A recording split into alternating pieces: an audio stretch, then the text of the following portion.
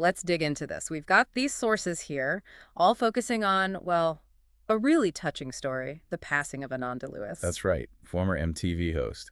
And these materials, they give us a window into her final days, her long fight with breast cancer, and something really powerful, a final wish she had. Right. So for this deep dive, our goal is to pull out the key details from these sources, understand what they're telling us about, this specific moment and everything leading up to it.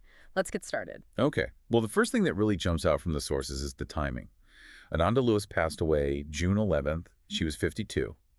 And this was after a 5-year battle with breast cancer. 5 years. Wow. And it seems like a lot of the really personal details are coming from her sister, Lakshmi Emery. Yes, exactly. She gave an interview to Entertainment Tonight on June 12th, which was, literally the day after Ananda died. And that interview, according to the sources, is where this central piece comes out, this idea of a final wish. Yeah, a very specific one, not just, peace or something general. It was very concrete. She wanted to live long enough to see her son, Langston, graduate. He's 14, middle school graduation. And this is where the story gets, well, incredibly moving based on these accounts. Her sister says she did hold on. Ananda Lewis died just hours after Langston's graduation day actually happened. Just hours after. I mean, the strength to hold on for that specific moment, it's quite something. It really is. It gives the whole narrative such emotional weight, doesn't it? Absolutely. The sources fill in a bit more family context, too, mentioning Langston's dad is Harry Smith, Will Smith's brother. Right. And they also emphasize just how important Langston was to her, described as his biggest supporter. And, well, you could see their connection in some of the things she posted online over the years. Yeah, there's that one anecdote the sources picked up on from an Instagram post she made back in January 2020. Oh, the reading tradition. Exactly. Reading that Martin Luther King Jr. children's book by Doreen Rappaport. They'd done it every year since Langston was 3. And the detail that really gets you is that she mentioned, eventually he started reading it to her. Yeah. Shows how that dynamic shifted, but the connection remained. Yeah, and she even added a quote about reading with your kids. It clearly meant a lot. Definitely. And the sources state she passed away at home in Los Angeles. Surrounded by family, including Langston. Her sister Lakshmi announced it that same day, June 11th, on Facebook.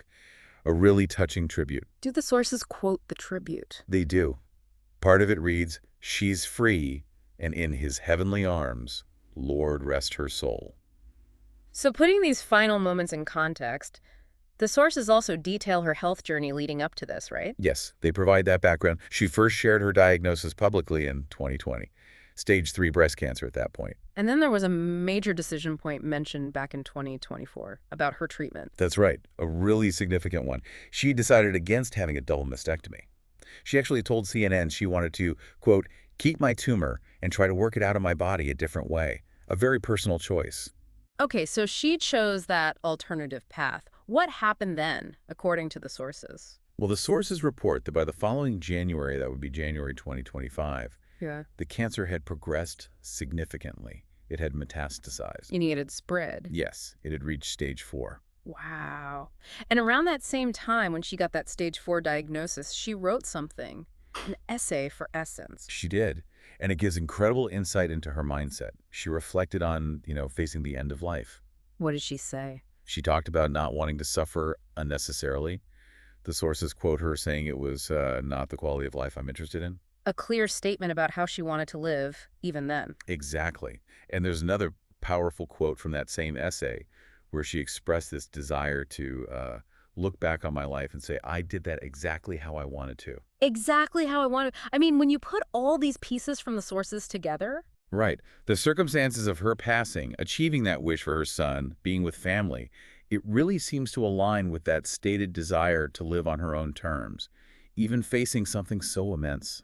It really paints a picture of her priorities being fulfilled, in a way, Yeah. despite everything. Yeah, it feels like a conscious choice, almost, to focus on that milestone, that connection. So to recap from these sources, we have Ananda Lewis's passing after a 5-year illness, this incredibly poignant final wish focused on her son's graduation, a wish that was fulfilled just in time. And the context of her family being there, her sister's words, plus her own previously expressed views on facing illness and wanting to live life well her way. Diving into these specific details from the sources really gives you a much deeper appreciation of her story, beyond just the headlines. It shows the personal struggle, the resilience. Absolutely. It reveals what she prioritized, what gave her strength, it seems. It does, and it leaves you, the listener, with something to really mull over, I think. Think about that act holding on to that one specific personal goal, seeing her son graduate. How does that connect with her wanting to live and end her life exactly how I want it to, especially facing stage 4 cancer? Yeah, what can that tell us? What can you take away from that kind of perspective on what truly matters, on resilience, and maybe finding your own meaning when things get incredibly tough?